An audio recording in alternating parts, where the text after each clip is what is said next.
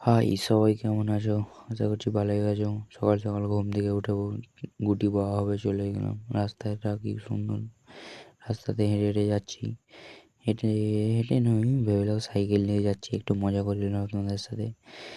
রাস্তায় যেতে যেতে রাস্তার কি সুন্দর রাস্তা, রাস্তার দুপাশে গাছ আর জমি জমি, এইসব দৃশ্য দেখতে দেখতে এগিয়েই যাচ্ছি, রাস্তা শেষ হওয়ার নাম নেই।